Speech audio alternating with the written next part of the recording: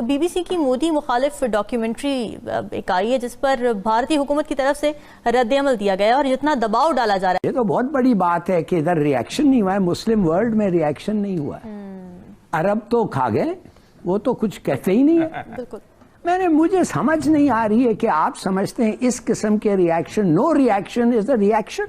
Exactly, it's a terrible reaction. BBC की जो documentary है उस पर बहुत बात चल रही है, इंडिया में भी, पाकिस्तान में भी, यूके में भी। अब ये मामला जो है ये हो गया है यूके और इंडिया के बीच, ऐसा लग रहा है कुछ। इसकी वजह ये है कि हमने देखा कि यूके की पार्लियामेंट में जब इसके ऊपर बात की गई और पाकिस्तान ओरिजिन एक एमपी की तरफ से जब इसके ऊपर बात की गई कि ये जो डॉक्यूमेंट्री बनी है उसके अंदर इंडिया के प्राइम मिनिस्टर नरेंद्र मोदी के ऊपर ये बनी है, जिसमें कि जाहिर आप जानते हैं, सभी जानते हैं कि गुजरात का जो वाकया है उसके ऊपर बनाई गई और उसमें उनको ये एस्टैब्लिश किया गया है कि उनका इसके अंदर हाथ है। एक तरफ तो जहां का बीबीसी है उस देश की संसद में ही किस तरीके से खंडित किया गया इस बीबीसी की बनाई शॉर्ट फिल्म को, किस तरीके से वहीं पर बोला गया, मोदी जी के चर्चा के गुणगान चले, वो वीडियो आपके डाला था आपने, वरना देख ही लिया होगा, खबर में ली गई हुई किस तरीके से यूके में, बाकी सब जगहों पर भी, दुनिया के अन्य कोनों में भी इतना ज़्यादा मोदी जी का कहा जाए, वहाँ के बाकायदा सांसद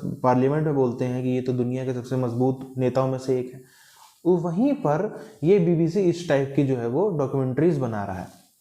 अब बीबीसी चाहे कितनी डॉक्यूमेंट्री बना ले, पाकिस्तानियों को और जितने भी असलियत में भारत के विरोधी सबको ये पता है, जिनसे पाकिस्तानियों को, जैसे हम बात करें, उम्मीद थी कि अरब हमारे पीछे पीछे चले आएंगे और भारत से दुश्मनी लेंगे, भारत को जो है कटघरे में खड़ा कर देंगे, भारत का जो है पूरा बाइकआउट कर देंगे, भारत का ब्लैकआउट कर देंगे, तेल रोक देंगे, दुनिया में भारत के लोग अपनी यहाँ से नौकरी से निकाल देंगे, सब कुछ इनको उम्मीदें थी।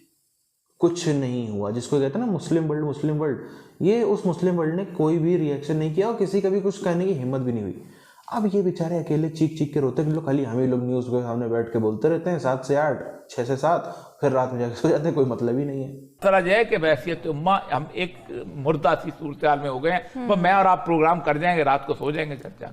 ठीक है हिलाली, आप हिंदुत्व की बात करते हैं और सारे उसके खिलाफ बढ़ के बड़के मारते हैं, लेकिन कितने हजार सियासतदान हैं जो भारत के अंदर एक नारे पे इकट्ठे हैं।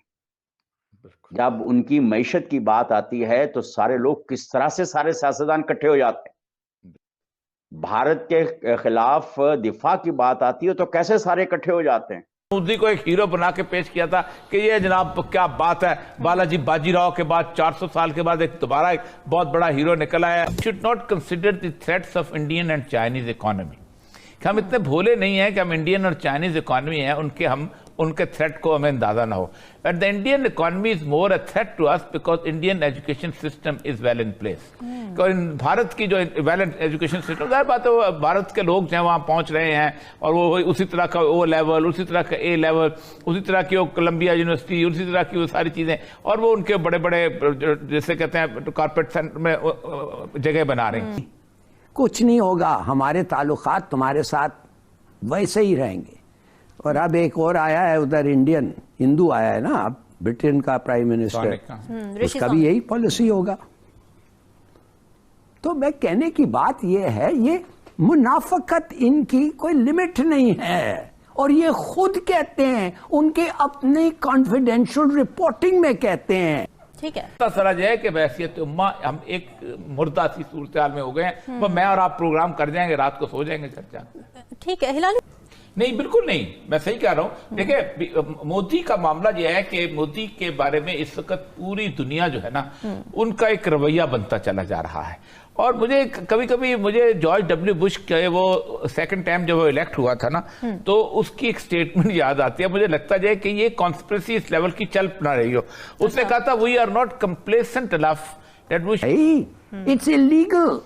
मगर क्या कहता है स्ट्रॉ, सब चीज ये कह के मूडी को इस तरीके से मूडी को डिस्क्राइब करके बता के कि ये है क्या, ये शख्स ये क्या कहता है बाद में। मगर पता क्या, हमने एक लम्हे के लिए नहीं सोचा कि हम इंडिया के साथ डिप्लोमेटिक रिलेशंस तोड़ें।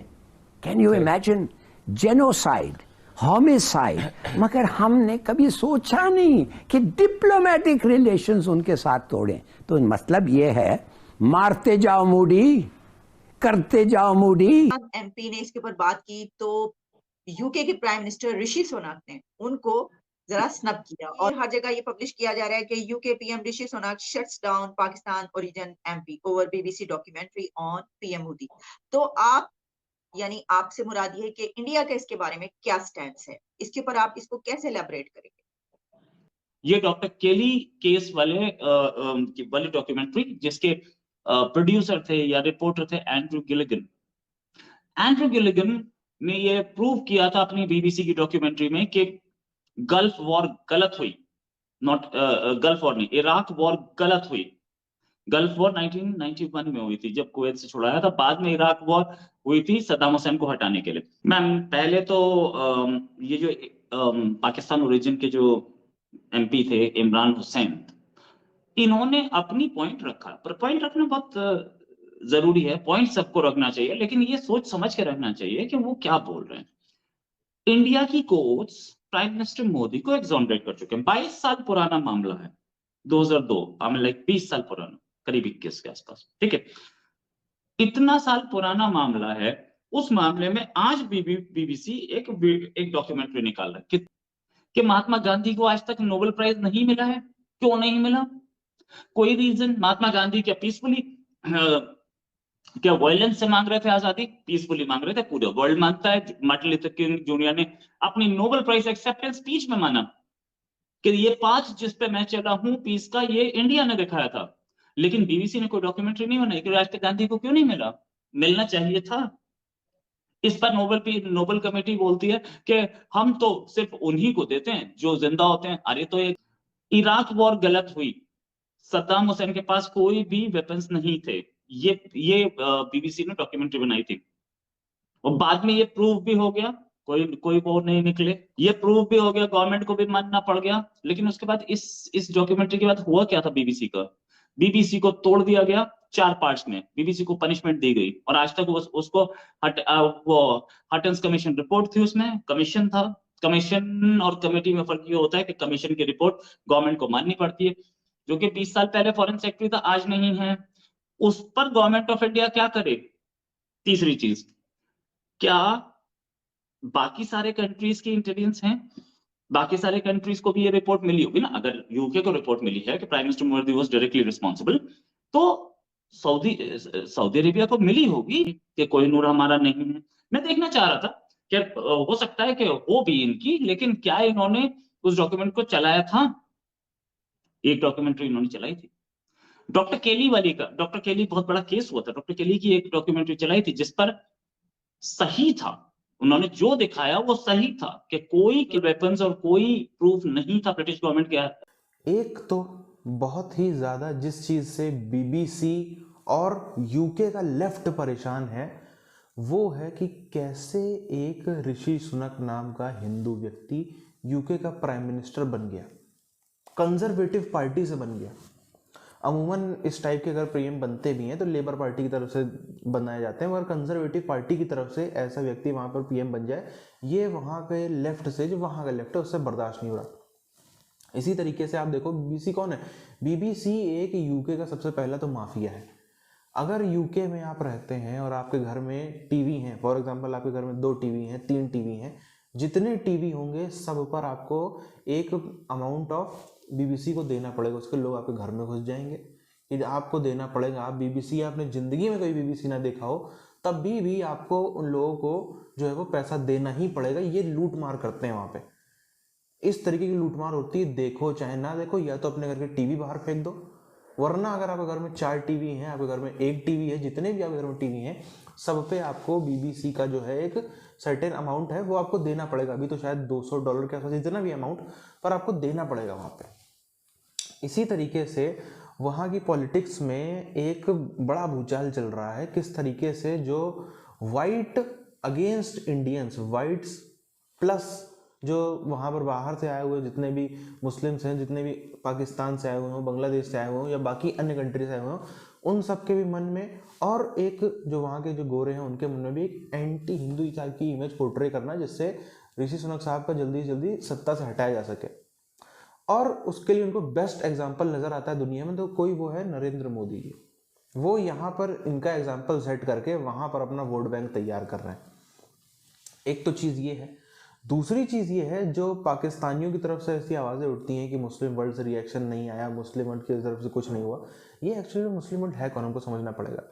ये वो अरब देश हैं जहाँ पर हर साल हजारों की संख्या में, अगर आप अभी पिछले 10-20 साल का, 50 साल 70 साल का रिकॉर्ड उठा के देख लो, तो लाखों मुसलमान वहाँ पर मारे जा चुके हैं। अब उनके बारे में कोई क्यों नहीं बात करेगा? क्या वहाँ पर जो लोग मारे गए, वहाँ पर दंगों में मारे गए, वहाँ पर आतंकवादी गतिविधियों में मारे गए, वहाँ पर सऊदी में तो हम देखते हैं कुछ भी हुआ, कुछ कोई चीज़ कई बार प्रूफ होती है, कई बार कोई चीज़ प्रूफ नहीं होती है, बिना प्रूफ के भी कहीं किसी का गर्दन उड़ा दी, कहीं किसी के हाथ काट दिए, कहीं किसी का 2 टुकड़े में फाड़ दिया, कहीं किसी को कोड़े मार मार के मार डाले। ये सब चीज़ें किसके साथ हो रही हैं? जो इस सज़ा को भुगत रहा है वो कौन है? क्या वो क्रिश्चियन है, वो सिख है, जैन है, हिंदू है, वो है कौन? सबके सब मुसलमान है। लेकिन वहां पर कोई बात नहीं करते। अरे आप पाकिस्तान की बात कर लो, पाकिस्तान में बलोचों की जो आप रोटी छीन रहे हो, बलोच कौन है? क्या वो बलोच कोई बौद्ध है? जो आप केपीके में लोगों को परेशान, आज तालिबान से जो लोग परेशान हो रहे हैं, जिनको अपना जो सब कुछ देना पड़ रहा है, अपने यहाँ से हफ्ते देने पड़ रहे हैं, अपने यहाँ पैसे देने पड़ रहे हैं, घरों में चोरी चकारी लूटपाट हो रही है, वो लोग कौन है? वो सिख हैं। पंजाब में जो लोग परेशान हो रहे हैं, पीओके में जो लोग परेशान हो रहे हैं, सिंध में जो परेशान हो रहे हैं, कौन है? वो हिंदू। कौन है वो? उन सब की बात पाकिस्तानी नहीं करते हैं। सिर्फ पाकिस्तानी एलीट का जिससे फायदा हो सकता है, सिर्फ वही बात पाकिस्तान में होती हुई नजर आती है।